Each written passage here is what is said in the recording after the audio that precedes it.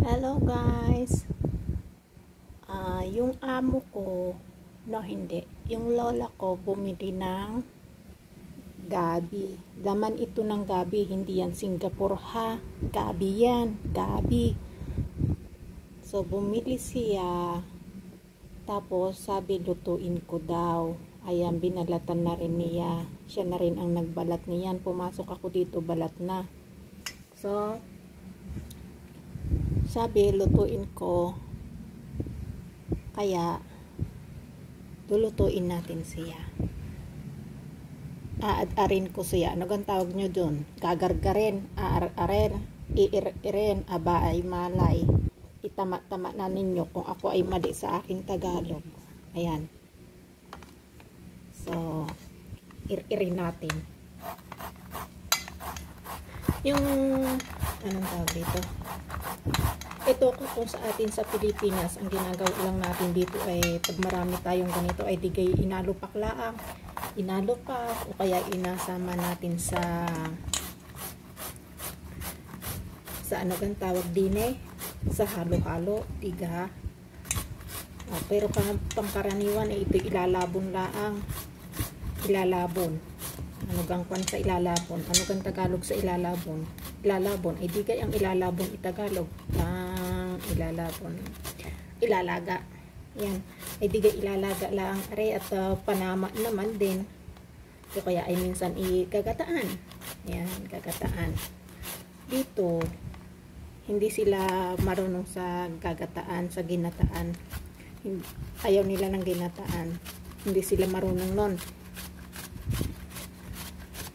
Kaya itong ganitong luto, dito ko lang ito natutunan sa Taiwan.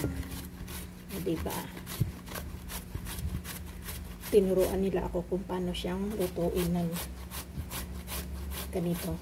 Kasi sila, bumibili sila ng luto na ba? Okay naman, masarap naman. Pero masarap din naman yung mga luto-luto natin diyan. Yung pagka ginataan mo itigay panama naman din.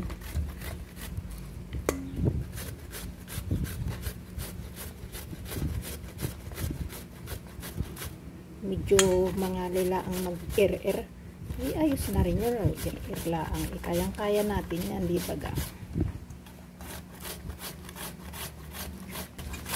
Anong imamarites? Habang nag-i-ir-ir na rin kung are na ring gabi. Kayo, anong ipapangluto sa gabi ang inyong alam? Ako nga inyong turo-turoan at baka sakaling matuto din. O, diga, luto ng gabi, kinataan. O, isa na yon. Ano pa? Nilabon. Nilabon, nilaga. O. Ano pa baga? Ay di yung nilupak. Ay pagkasarap-sarap baga naman ng nilupak. Ang tagal ko na, mula noong ako'y umalis ng Pilipinas, ako'y hindi na nakatikim ng nilupak na gabi. Minsan nung ako'y umuwi ng Pilipinas, ang akin laang natikmang nilupak ay yung nilupak na saging, at ako nagpalupak ng saging naman doon sa aking mga pamangkin. Aking mga pamangkin basta ako'y nauwi ay ayos na ayos man din ang aking mga pamangkin. Ay pag hindi nagapatay ng manok aba, ay nagapatay ng baboy ay ay ayos man din. Yung isa kong pamangkin handa-handa nung ako'y umuwi ay akin lang ang imamarites sa inyo. Nung ako'y umuwi na pailang uwi ko bagayo. Dati-dati naman ako'y nauwi naman ng kan. Ako'y nauwi dati-dati tuwing ika-2 taon, ika-3 taon. Narila ang nagka-COVID, ako'y hindi na nakauwi. Tapos, nung matapos naman aring COVID, ay ang budget naman ay laging kapos pagka sa budget. Kaya, ayan, hindi pa nakakauwi hanggang ngayon. Pero nung ako'y umuwi minsan abay aring aking kapatid may baboy baga. Yung baboy niya hindi pinagbili at medyo maliit. Hindi isinama sa pagbibinta. Ay sabi akatayin na laang. Abay nung malaman ng anak na ako'y mauwi. Abay ang sabi daw dun sa ama huwag na munang katayin agad at ako'y antay-antayin daw at saka na katayin. Ay pagdating ko ay di kinatay si baboy. Ako naman ako pagka naman nga si maarte. Ay wag na ninyong itanong kung may maarte. Maarte nga. Ay di isang baboy. Aba, ang dami. Kadami ga naman ng taong dumating. Ang dami ng taong dumating. Ay sabi ng aking kapatid ay ano ga ang iyong ulamin? Sabi sa akin. Ikaw pala nga hindi nakain ng karning baboy. Di ba ga? Yung kaartihan. Ay sabi ko di bali na. Di kayo kako kayo na lang ang ikako ang mag-ulam ng karning baboy at di ako ibili na lang kako niyang aking pamangkin diyan sa tindahan ng itlog. Sabi kong gayon. Aba, ay aring si aking pamangkin. Ay ang aking pamangkin baga bay kahit sabihin mong lagi kong pinagagalitan ng mga maliliit pa aba. Ay ako'y mahal-mahal din ay. Ayan mo yun. Sabi ng aking pamangkin ay patayin na lang natin tatay yung yung isang inahin bagadiyan na lagi ng putak at siya nating ipaulam kay Mama Joy. Di baga. Ay di sabi ng ama siya ay manok mo naman iyan. Di ikaw ang magdesisyon. Kung iyong patayin at abigay mo sa iyong mama di patayin at nang may maulam si mama. Pinatay. Luto-luto din ay nung aking pamangkin. Yung aking pamangkin din ang nagluto. Abay nung matapos maluto, abay bigay-bigay nga naman sa akin di baga. Kumagay ako naman halos lahat naman ng mga pamangkin ko dito sa mga kapatid ko mga mababait naman nga mababait, mapagmahal kahit na sila inong mga bata pa ilagi ng napaggagaruti at napagkukurot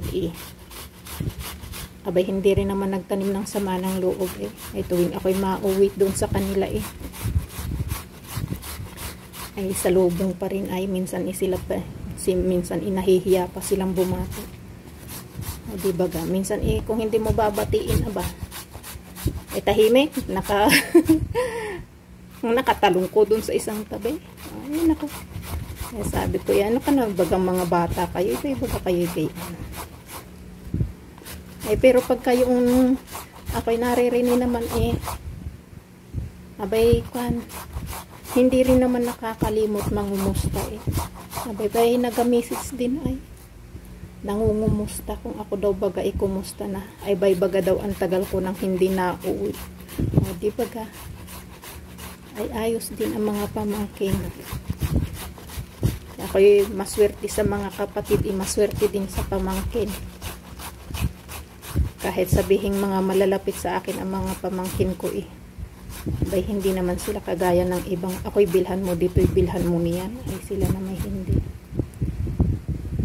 ay siguro nasasabihan din ng ama kung ano laang baga naman nga ang maibigay di yun laang ang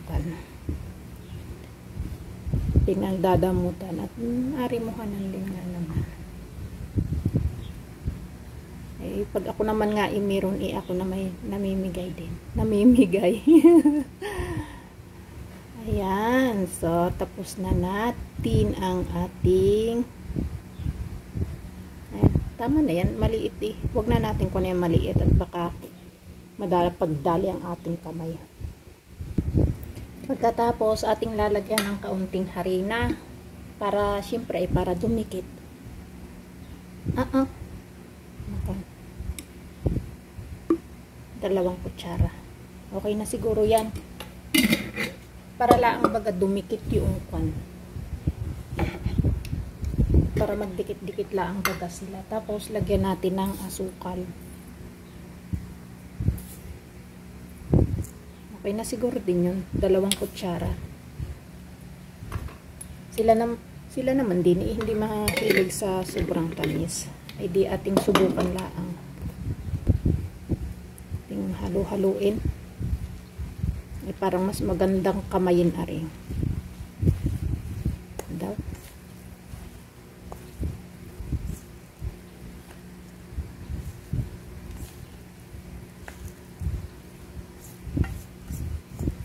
Marami rin pala yun ay pagka na-ir-ir. Ang dali nga at ating kamayin ay inako pagkagarni naman. Di bale yung kamay ko naman ibagong hugas yan, malinis yan. At saka kwan yun, samya na rin pagka dagdag samya. Masarap yan, abay gala mo kayo kinamay.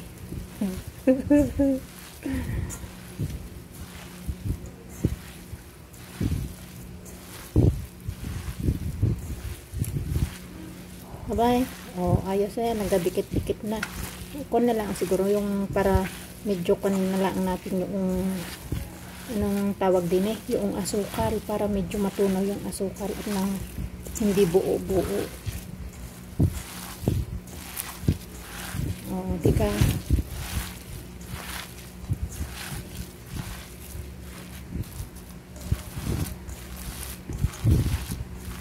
ay ayos na yan. Tunaw na siguro yung asukal nun ano. Yan. Okay na yan. Gayaan. Ayan. So, kung lalagyan natin siya ng itlog naman ngayon.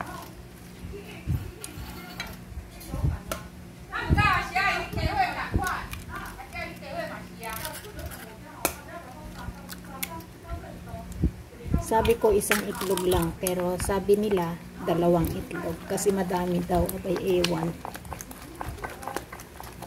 So sundin lang natin sila.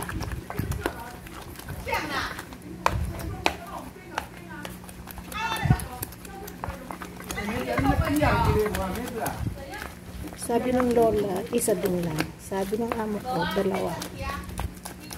Ayan. Kaya lagyan natin ang 2 egg, tapos ayan, bati-bati. Kailangan gamitan na siya ng chopstick kasi medyo matubig na siya.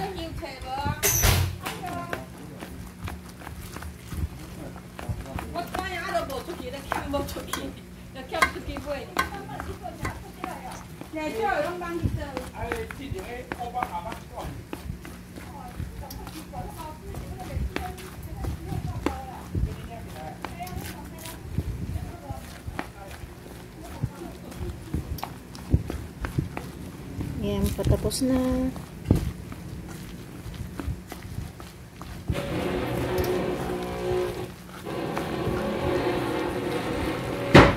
Okay. Na-mix na natin siya ng ayos.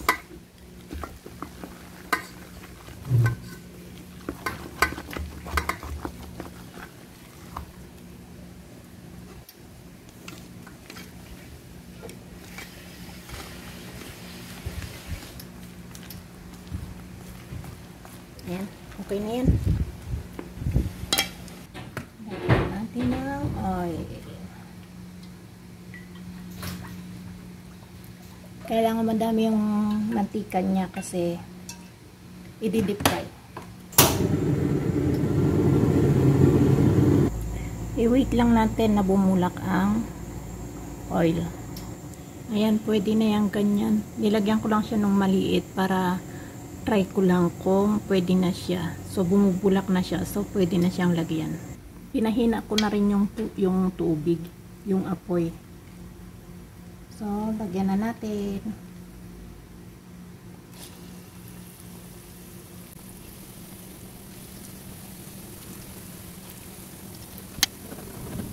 Ganyan lang siya, tapos later babalik na rin natin.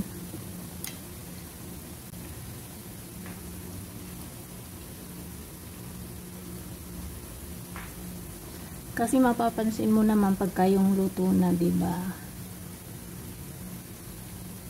Medyo papupula-pulahin lang natin 'yan bago natin hanguin.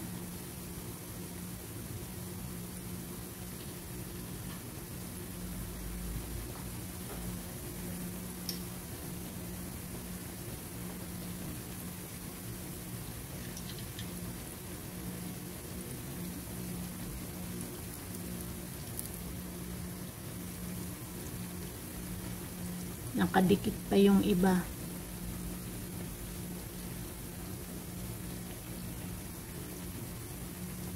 So, buksan ko pala yung aking exhaust fan. Nakalimutan ko.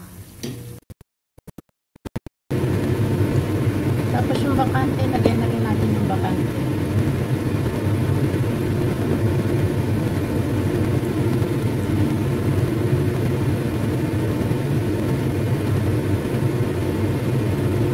Ganyan lang ang gagawin natin hanggang sa matapos natin i-deep fry lahat yung ating ginawa.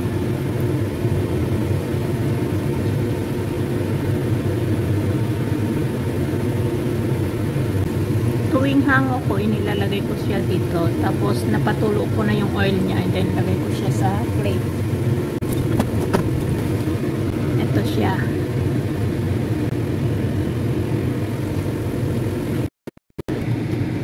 Ayan ang ating pinirito. Pinirito. Tama, prito din naman yun deep fry. Taro root or yung gabi. Thank you guys for watching. Bye bye.